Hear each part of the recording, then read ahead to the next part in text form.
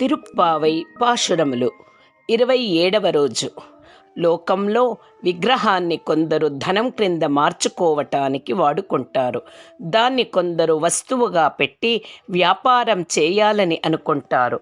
మరికొందరు దాని నుండి రాజకీయాలు చేస్తారు.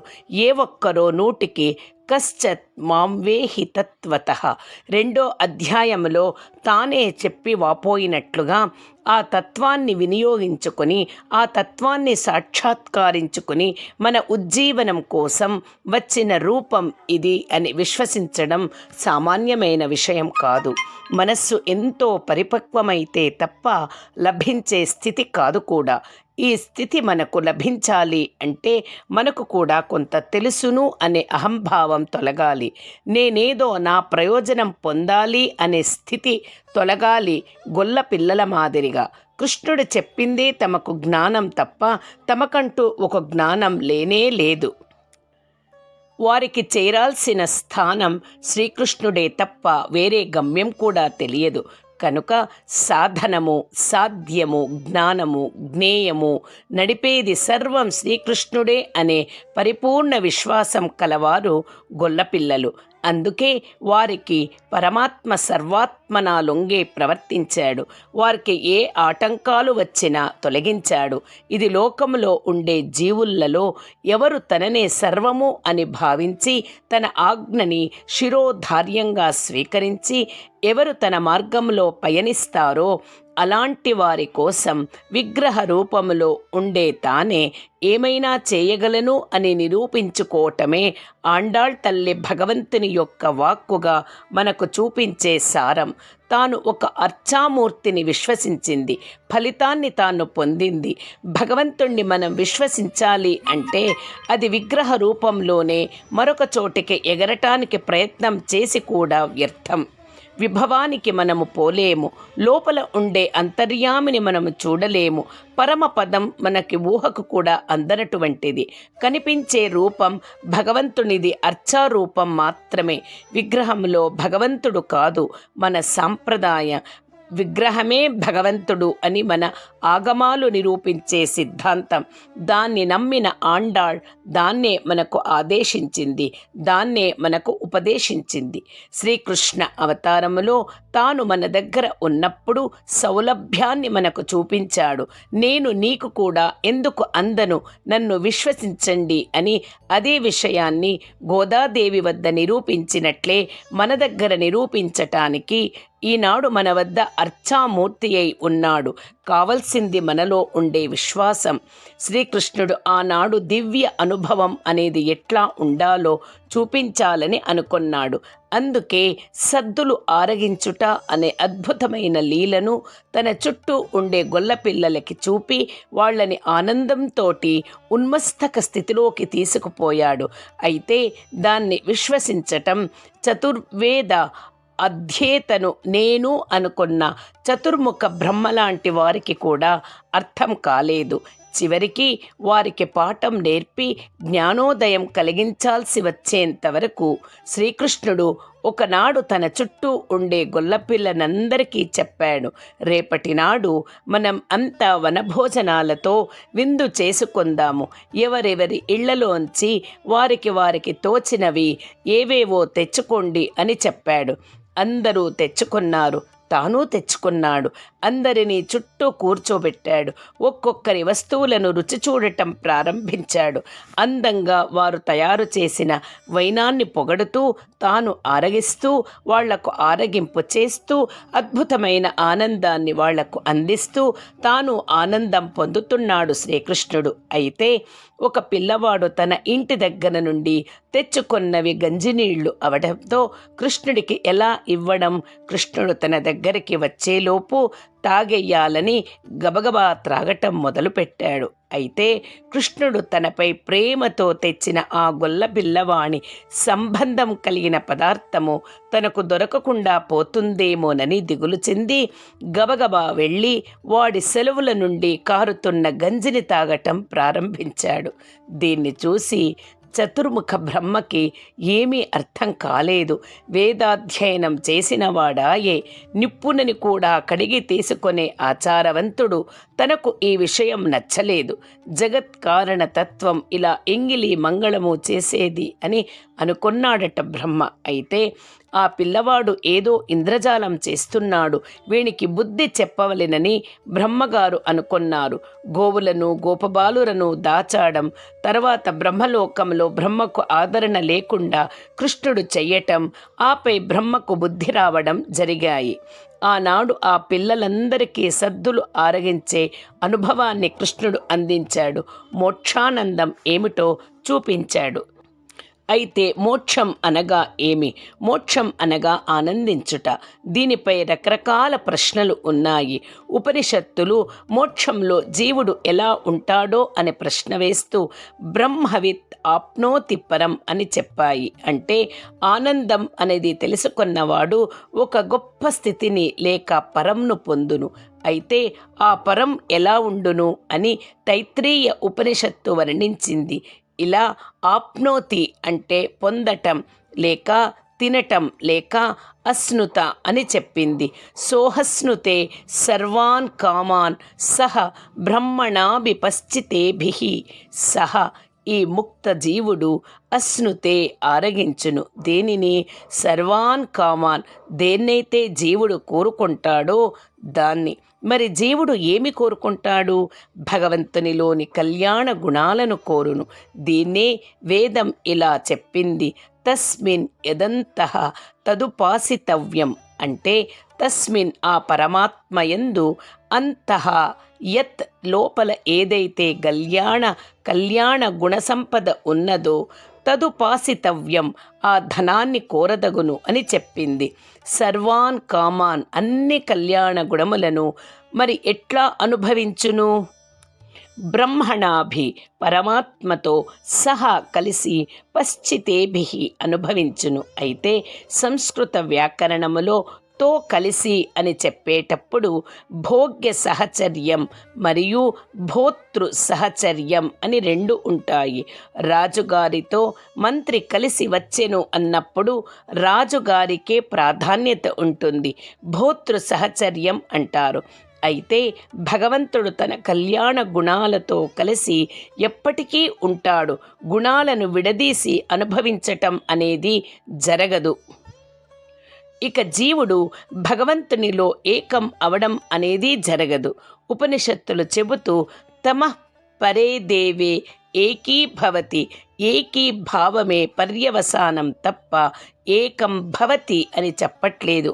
ఇది గుర్తించుకోవాలి. ఏకీభవతి అంటే ఒకటి వలె అగును అని వ్యాకరణం చెబుతుంది. మరి జీవుడు పరమాత్మలో ఐక్యం కాడు. జీవుడు పరమాత్మను చేరును. చేరి ఏమగును? ఎక్కడో మూలన పడి ఉండునా? అలా పడి ఉంటే దాన్ని కైవల్యం అంటారు. మరి ఏమగును అంటే జీవుడు పరమాత్మను ఆయన గుణములతో అనుభవించును. మరి గుణములతో అనుభవించుట అంటే ఏంటి? ఇది అర్థం అవడం కష్టం. గుణములను చూడలేము, లెక్క పెట్టలేము. బ్రహ్మం అంటే తెలియదు, గుణం అంటే తెలియదు, ఇక అనుభవించటం అంతకన్నా తెలియదు. దీన్ని అర్థం చేసుకోవడం అంత సులభం కాదు. అందుకే వేదవ్యాస భగవానుడు, శ్రీకృష్ణ భగవానుడు సద్దులు ఆరగించే కార్యక్రమాన్నే మోక్ష అనుభవం అని చెప్పాడు. ఒకడు అనేక మందితో కలిసి తన సంతోషాన్ని వారికి పంచుతూ వారి ఆనందాన్ని తాను పొందుతూ అన్నం తినెను. ఇదే కదా కృష్ణుడు చేసిన సద్దులు ఆరగించే లీలలో ఉన్నది. వేదం మోక్షాన్ని అన్నం తినడం అనే దానితో పోల్చి చెబుతుంది. మోక్షంకి వెళ్ళాక అహమన్నాదో అంటూ సాగుతుంది. అయితే ఉపనిషత్తులు అన్నం అంటే అద్యతే అత్తి చ భూతాని తస్మాత్ అన్నం తదుచ్యతే ఇతి. అద్యతే క్రమములో తింటే తృప్తినిస్తుంది. అత్తి చ భూతాని క్రమం తప్పి తింటే అది మనల్ని తినేస్తుంది, అంటే శరీరం పాడైపోతుంది అని అర్థం. అందుకే క్రమములో తినేదాన్నే అన్నం అంటాము. అయితే జీవుడు మోక్షానికి వెళ్ళాక భగవాన్ అహం అన్నం నేను నీవు అనుభవించటానికి అని అంటాడట. అయితే భగవంతుడు లేదు అహం అన్నం నేను నీవు అనుభవించటానికి అని అంటాడట. అయితే జీవుడు అహమన్నాదో నేను ఆ అన్నాన్ని అనుభవించేవాడిని అని అంటాడట. ఆపై భగవంతుడు కూడా అహమన్నాదో నేను ఆ అన్నాన్ని అనుభవించేవాడిని అని అంటాడట. అయితే అనుభవం పొందేదెవడు, అనుభవించేదెవడు? ఇట అట ఆ ఆనంద దశ మాత్రమే పైన ఉంటుంది తప్ప ఏది ఎవరు అనేది గుర్తించ వీలు కానట్లు సామనత్వం ఏర్పడుతుంది. అయితే జీవుడు పరమాత్మను చేరాక సర్వాత్మన సముడగును. ఆయన వంటి రూపం, గుణం, ఆనందం అనుభవం పొందును. బ్రహ్మసూత్రాలు రచించిన వేదవ్యాస భగవానుడు 2 విషయాలు తప్ప సముడగును అని చెప్పాడు. అది శ్రీయపతిత్వం, జగత్కారణత్వం. ఇది వీడు కోరడు, వాడు ఇవ్వడు. శ్రీ మనకు అమ్మ, ఇక జగత్ సృష్టి స్థితి లయాలు పెద్ద బాధ్యత వాడే ఉంచుకుంటాడు. బ్రహ్మసూత్రాల్లో భోగ్యమాత్ర సామ్యలింగా, అయితే అనుభవం మాత్రం సమానం. జీవుడికి భగవంతునికి తేడా ఉండదు. ఇక ఆ ఆనందం ఒక్కో జీవికి ఒక్కోలా ఉండదు, అందరికీ సమానం. ఆ ఆనందం పరమాత్మ ఆనందముతో సమానం అని భగవద్గీతలో భగవంతుడే చెప్పాడు. వేదం అదే చెప్పింది. శ్రీకృష్ణుడు ఆనాడు గొల్ల పిల్లలతో అదే ఆనందం అనుభవించాడు, వాళ్ళకీ చూపించాడు. గోదాదేవి సద్దులు ఆరగించడం ఏం ప్రారబ్ధం కనుక ఎంచక్క మనం పరమాన్నాన్నే ఆరగిద్దాం అని చెప్పింది. అయితే గోదాదేవి పాల్ షోరు మూడనై పైరు మురంగై వరివార కూడి ఇరుందు కుళిరుందు కలిసి అందరం పరమాన్నాన్ని తినవలేనని చెబుతుంది. మరి ఎలాంటి పరమాన్నం అంటే జీవుడుంటాడు, దేవుడు ఉంటాడు, ఇరువురులో సమానత్వం ఉంటుంది, ఇరువురులోనూ ప్రీతి ఉంటుంది. ఎవరు ఎవరిని ఎంత ప్రేమిస్తున్నారో తెలియనంతగా మరి ఆ ప్రీతి ఎట్లా ఏర్పడింది అంటే వాడి కళ్యాణ గుణాల వల్ల ఏర్పడింది. ప్రీతి పైన నిండి ఉంది. వారిరువురి మధ్య కలిసి వీడనంత స్నేహం, అది ప్రీతిలో అంతటా కలిసి ఉంది. మరి నేను కష్టపడి సంపాదించింది దాచటం తప్ప కాదా అంటే తప్పేనయ్యా అని నమ్మళ్ళవారు చెప్పారు. నీవు ఒక కుండ, దానిలో జీవుడి జ్ఞానమే పాలు, పెరిగిన ప్రేమే పెరుగు. మరి ఇదంతా నేను పండించింది కదా, మరి నాకు ఇవ్వకుండా తీసుకెళ్తున్నావే, తప్పెవరిది అంటే పాపం నమ్మళ్వార్ స్వామికి లొంగిపోవాల్సి వచ్చింది. గొప్పవాడై ఏ యోగ్యత లేని వారి వద్ద అరిమరికలు చూపక ఉండే ఆ శౌశీల్యం అనే గుణముతో తను ప్రేమించిన వాళ్ళని దరికి తీసుకుంటాడు. ఇక ఉదాసీనులని తన అందం ప్రసాదం చూపి దరికి చేరుకుంటాడు. ఆలయాల్లో జరిగే తిరువీధి ఉత్సవాలు ఉదాసీనులని కటాక్షించటానికే. ఇంతవరకు నిన్ను ఎడబాసి ఎంత దుఃఖం కలిగించామో కదా, ఇన్నాళ్లకు నీ సన్నిధి చేరామయ్యా, నీ మాట పలకటానికి ఇష్టపడని ఈ లోకం ఉండ్రనై పాడి నీ నామాన్నే పాడేట్లుగా మమ్మల్ని మార్చుకున్నావు. పరై కొండు నీ పాట పాడి నీ విస్తావన్న వ్రత పరికరాలు స్వీకరించి యాం పెరు సమ్మానం, మేం గొప్ప సత్కారం పొందాలని అనుకుంటున్నాము. మేము చేసే వ్రతం మాకు ఏదో లాభం సత్కారం లభించటానికి కాదు, ఇవన్నీ నీవు ఇప్పించినవి కదా, అదే నీకే వైభవం. చేతుకు వేసే కంకణం వ్యక్తికే ఆనందం, కానీ చేతుకు కాదు కదా. నాడు పుకరం పరిషినాళ్ నన్రాక్, లోకం అంతా కీర్తించేలా సత్కారం కావాలి. విభీషణునికి సుగ్రీవునికి పట్టాభిషేకం చేయడం వల్ల లోకం రాముణ్ణే కదా కీర్తించింది. ఇక ఒక్కో పరికరాలను అడగటం ప్రారంభించారు. గురువుని ఆశ్రయం చేసినప్పుడు మనకు గురువు కొన్ని సంస్కారాలు చేస్తాడు, వాటిని సూచిస్తుందా అన్నట్లుగా గోద పంచ సంస్కార ప్రక్రియను చెబుతుంది. షూడగమే చేతికి ఒక కంకణం కావాలి, తోళ్ వళయే భుజానికి ధరించే ఆభరణం, తోడే చెవికి ధరించే ఒక ఆభరణం, చెవి పువ్వే చెవిపైకి పరిమళం కోసం ధరించే మరొక ఆభరణం, పాడగమే పాదాలకు ధరించే ఒక ఆభరణం. ఇవన్నీ కోరుతోంది గోద. ఆచార్య ఆశ్రయణం చేసినప్పుడే చేతికో కంకణం, భుజానికి శంఖ చక్రాలు, చెవికి అష్టాక్షరి మహామంత్రం, పరిమళాన్నిచ్చే ద్వయమంత్రం, పాదాల అన్నట్లుగా చరమ శ్లోకం అందిస్తారు మన ఆచార్యులు. ఎండ్రనయ్య పల్కలను యామణి ఓం, మాకు తెలియని ఆభరణాలు ఎన్నెన్నో అవన్నీ ఇవ్వు, ఆడై ఎడుపోం, నూతన వస్త్రాలు కావాలి. జీవుడు భగవంతుణ్ణి చేరటానికి లభించిన వస్త్రం శరీరం. ఇది పాంచభౌతిక శరీరం. పరమ పదానికి వెళ్లే ముందు విరజానదిలో సూక్ష్మ శరీరము తొలగి పంచ ఉపషణ్మయ దివ్య విగ్రహం లభిస్తుంది. అతన్ పిన్నే అలా వేరే శరీరం లభించాక ఇక మాకు కావలసింది పాల్షోర్ మూడనై పైదు మురంగై పరివార్ పరమాన్నం. అదే పరమపదం. కూడి ఇరుందు అందరూ కలిసి గోష్ఠిగా తినడానికి కుళిరుందు. ఈ కలయికతో మన ఈ సంసార తాపం అంతా తొలగాలి. జీవుడు పరమాత్మ కలిసి ఉన్నారు సుమా అని గుర్తించాలే తప్ప విడదీసి చూడలేము.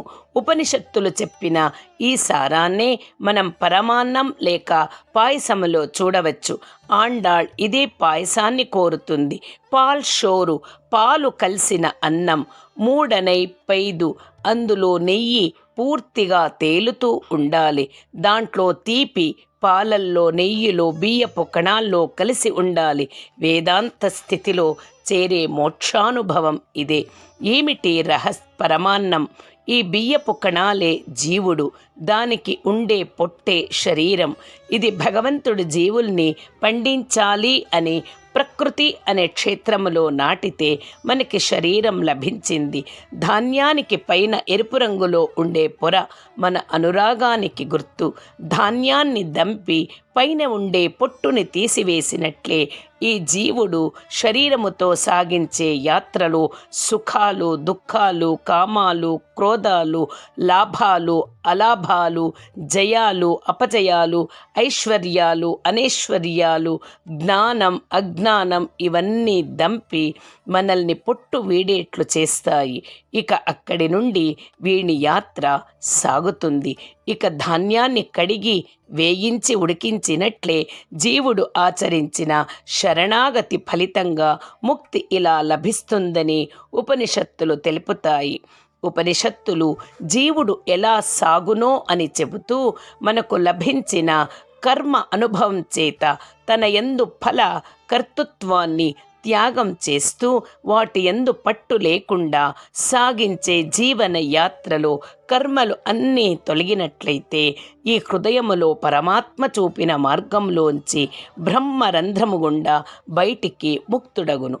ఇలా 12 మార్గాలు అర్చి దిన పూర్వపక్ష షడు ధర్మాస్ అబ్దవాత్ అంశుమత్తో విద్యుత్ ఇంద్రధాతృ ఇలా 12 లోకాలను దాటుతూ విరజాస్నాతుడవుతాడు. విరజలో జీవుడిని కడుగుతాడు. జీవునిపై ఉండే సూక్ష్మ శరీరము తొలగి ధాన్యంపై ఉండే పొరను తీసేసినట్లుగా రజస్ సంపర్కం పూర్తిగా తొలగేట్లు చేస్తాడు పరమాత్మ. అప్పుడు జీవుడు పరమ పదం చేరగలుగుతాడు. పరమాత్మ రూపు పొందగలుగుతాడు. సారూప్యం ఏర్పడుతుంది. అక్కడున్న ముక్త జీవులు వీణ్ణి పరమాత్మ వద్దకు తీసుకుపోతారు. సాన్నిప్యం ఏర్పడుతుంది. అక్కడ పరమాత్మ అమ్మ ఒడిలో వివిధ రకాల సేవలు అందిస్తూ ఆనందం పొందుతాడు. సాలోక్యం ఏర్పడుతుంది. ఇలా చివరి స్థాయి సాయుధ్యం ఏర్పడుతుంది. యుక్ అంటే కలిసి ఉండేది. జీవుడికి జ్ఞానం, పరమాత్మకు కళ్యాణ గుణాలు, వీటిలో ఇరువురు కలిసి ఉండడమే సాయుధ్యం. దీన్నే మోక్షం అంటారు. మొదట బియ్యాన్ని నేతిలో వేయించినట్లే అక్కడ స్నేహముతో వేయిస్తారు. భగవంతుని కళ్యాణ గుణాలు పాల వంటివి, స్వచ్ఛమైనవి. పాలు పశువుల నుండి వస్తాయి. మనం ఉపనిషత్తులని పశువులని అనుకోవచ్చు. ఈ కళ్యాణ గుణాలనే పాలలో జీవుడు ఉడకాలి. భగవంతుని సేవ చేయాలనే రుచి వీడికుండాలి. తన కళ్యాణ గుణాలను ఇవ్వాలని రుచి ఆయనకుండాలి. ఈ రుచి అనేది అంతటా కలిసి ఉండాలి. తీయదనం వలె ఇందులో జీవుడు భగవంతుడు కలిసి ఉన్నారా లేదా అన్నట్లుగా కలిసి ఉంటారు. పరమ పదాన్ని పోలిన ఈ పాయసమే పరమాన్నం. పరమాన్నం దీనికి ప్రతీక. ఆండాళ్ దీన్నే కోరుతుంది. పరమాత్మకున్న పేరు నారాయణ. అది ఒక పెద్ద సాగరం లాంటిది. అందులోంచి తేలిన ఒక నామమే గోవిందనామం. భగవంతుడు అవతరించి సంపాదించుకున్న నామం గోవిందనామం. అందుకే మన వాళ్ళు ఏదైనా పని చేసే ముందు శ్రీ గోవింద గోవింద గోవింద అంటూ సంకల్పం చేసుకొని కార్యంలోకి ఉద్యమిస్తారు. ఈ నామం కృష్ణావతారానికి ప్రత్యేకం. 7 రోజులు గోవర్ధన పర్వతాన్ని ఎత్తిపట్టి గోప గోపీజన సంరక్షణ చేసి ఇంద్రునిచే గోవింద పట్టాభిషేకం చేయించుకున్నవాడు. కష్టపడి సంపాదించిన నామం అవడంచే ఆ నామముతో పిలవడం ఆయనకు చాలా ఇష్టం. అందుకే ఈ రోజు నుండి వరుసగా 3 రోజులు గోవిందనామం ఉచ్చరించి అనుగ్రహం పొందుతారు. గోవింద గోగోప గోపీజన సంరక్షక షీర్, నీకున్న కళ్యాణ గుణాలు ఎట్లా ఉన్నాయంటే కూడారై కూడని వారిని, నీ దరికి రాని వారిని వెల్లుం జయించి నీ దరికి రప్పించుకుంటావు. కూడని వారంటే ఈ లోకంలో 3 రకాలుగా ఉంటారు. ద్వేషముతో కొందరు, ఏం పట్టక ఉదాసీనులు కొందరు, ప్రేమ అధికమై తాము దరికి చేరితే స్వామికి ఎక్కడ మచ్చ అంటుతుందో అని కొందరు. కూడని వారిని తన బాణాలతో దరికి లాక్కుంటాడు. ఇక ప్రేమించి దూరం అయ్యేవాళ్లను తన అనునయంతో దరికి చేర్చుకుంటాడు. నమ్మళ్వార్ అలానే, స్వామి నే దరికి రానే రాను, నాలాంటి అల్పుడు నీ వద్దకు వస్తే ఆ కాంతి అనే శ్వేత వస్త్రంకు మచ్చ అంటూ దూరం పోతుంటే స్వామి నమ్మళ్వార్ని నిలిపి పళవేళ్ ఒలగన్ అనే తిరువాయిమొళి అనే దివ్య ప్రబంధంలో ఇలా అంటాడు స్వామి. నమ్మళ్వార్ అనగనగా ఒక గోకులం. నేనే శ్రమించి గోవులని కాచా. పాలు పెరుగు వెన్న బాగా వచ్చాయి. కానీ నాకందకుండా వాళ్ళంతా దాచుకుంటున్నారయ్యా, తప్పెవరిదయ్యా అంటే నమ్మళ్వార్ వారిదేనయ్యా అని చెప్పాడు. మరి నేను కష్టపడి సంపాదించింది దాచటం తప్పా కాదా అంటే తప్పేనయ్యా అని నమ్మళ్వార్ చెప్పారు. నీవు ఒక కుండ, దానిలో జీవుడి జ్ఞానమే పాలు, పెరిగిన ప్రేమే పెరుగు. మరిదంతా నేను పండించింది కదా, మరి నాకు ఇవ్వకుండా తీసుకెళ్తున్నావే, తప్పెవరిది అంటే పాపం నమ్మళ్వార్ స్వామికి లొంగిపోవాల్సి వచ్చింది. గొప్పవాడై ఏ యోగ్యత లేని వారి వద్ద అరమరికలు చూపక ఉండే ఆ సౌశీల్యం అనే గుణముతో తను ప్రేమించిన వాళ్ళని దరికి తీసుకుంటాడు. ఇక ఉదాసీనులని తన అందం ప్రసాదము చూపి దరికి చేర్చుకుంటాడు. ఆలయాల్లో జరిగే తిరువీధి ఉత్సవాలు ఉదాసీనులని కటాక్షించటానికి. ఇంతవరకు నిన్ను ఎడబాసి ఎంత దుఃఖం కలిగించామో కదా, ఇన్నాళ్లకు నీ సన్నిధి చేరామయ్యా. నీ మాట పలకటానికి ఇష్టపడని ఈ లోకం ఉండ్రనైపాడి నీ నామాన్నే పాడేట్లుగా మమ్మల్ని మార్చుకున్నావు. పరై కొండు నీ పాట పాడి నీవిస్తానన్న వ్రత పరికరాలు స్వీకరించి యాం పెరు సమ్మానం, మేం గొప్ప సత్కారం పొందాలని అనుకుంటున్నాం. మేం చేసే వ్రతం మాకు ఏదో లాభం సత్కారం లభించటానికి కాదు. ఇవన్నీ నీవు ఇప్పించినవి కదా, అది నీకే వైభవం. చేతుకు వేసే కంకణం వ్యక్తికే ఆనందము కానీ చేతుకు కాదు కదా. నాడు పుకరం పరిషినాళ్ నన్రాక, లోకం అంతా కీర్తించేలా సత్కారం కావాలి. విభీషణునికి సుగ్రీవునికి పట్టాభిషేకం చేయటం వల్ల లోకం రాముణ్ణే కదా కీర్తించింది. ఇక ఒక్కో పరికరాలను అడగటం ప్రారంభించారు. గురువుని ఆశ్రయం చేసేటప్పుడు మనకు గురువు కొన్ని సంస్కారాలు చేస్తాడు. వాటిని సూచిస్తుందా అన్నట్లుగా గోదా పంచ సంస్కార ప్రక్రియను చెబుతుంది. షూడగమే, చేతికి ఒక కంకణం కావాలి. తోల్ వళయే, భుజానికి ఆభరణం. తోడే, చెవికి ధరించే ఒక ఆభరణం. చెవి పువ్వే, చెవిపైకి పరిమళం కోసం ధరించే మరొక ఆభరణం. పాడగమే, పాదాలకు ధరించే ఒక ఆభరణం. ఇవన్నీ కోరుతోంది గోద. ఆచార్య ఆశ్రయణం చేసినప్పుడు చేతికో కంకణం, భుజానికి శంఖ చక్రాలు, చెవికి అష్టాక్షరి మహామంత్రం, పరిమళాన్నిచ్చే ద్వయమంత్రం, పాదాల అన్నట్లుగా చరమ శ్లోకం అందిస్తారు మన ఆచార్యులు. ఎండ్రనై పల్కలను యామినో, మాకు తెలియని ఆభరణాలు ఎన్నెన్నో, అవన్నీ ఇవ్వు. అడై యుడప్పోం, నూతన వస్త్రాలు కావాలి. జీవుడు భగవంతుణ్ణి చేరటానికి లభించిన వస్త్రం శరీరం. ఇది పాంచభౌతిక శరీరం. పరమ పదానికి వెళ్లే ముందు విరజానదిలో సూక్ష్మ శరీరము తొలగి పంచ ఉపషణ్మయ దివ్య విగ్రహం లభిస్తుంది. అతన్ పిన్నే. అలా వేరే శరీరం లభించాక ఇక మాకు కావలసింది పాల్షోర్ మూడనై పైదు మురంగై వరివార పరిమాన్నం. అదే పరమ పదం. కూడి ఇరుందు, అందరూ కలిసి గోష్ఠిగా తినడానికి కుళిరుందు. ఈ కలయికతో మన ఈ సంసార తాపం అంతా తొలగాలి. ఆండాళ్ తిరువడిగళే శరణం శరణం.